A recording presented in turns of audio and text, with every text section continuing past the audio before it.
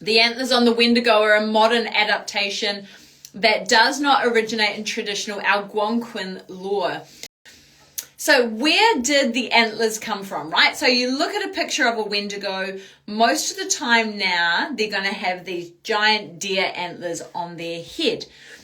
Now, let me just read this part to you. So, where did the antlers come from, okay? The antlers on the Wendigo are a modern adaptation that does not originate in traditional Algonquin lore. Their inclusion in the creature's appearance can be traced primarily to the 20th and 21st centuries, popular culture, including horror fiction, games, movies, and internet art. Except I did find this, right? In original Cree, Ojibwe, and Innu stories, the Wendigo is described as emancipated, gaunt, sometimes giant with sunken eyes, rotting or frostbitten skin, and a corpse-like appearance.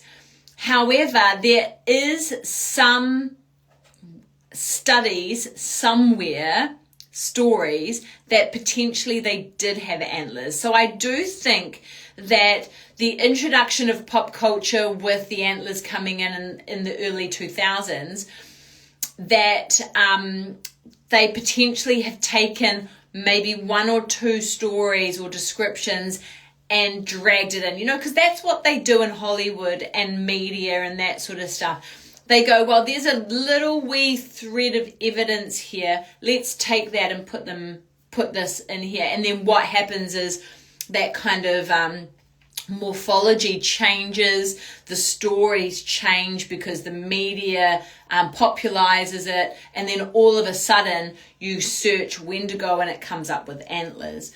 So it's really important to understand that, in fact, they weren't described with antlers. They were closer. The Wendigo was far, far, far closer to a rake or a pale crawler, or the quincan, which is an Aboriginal entity that slides in and out of the rocks in the likes of Uluru or Ayers Rock.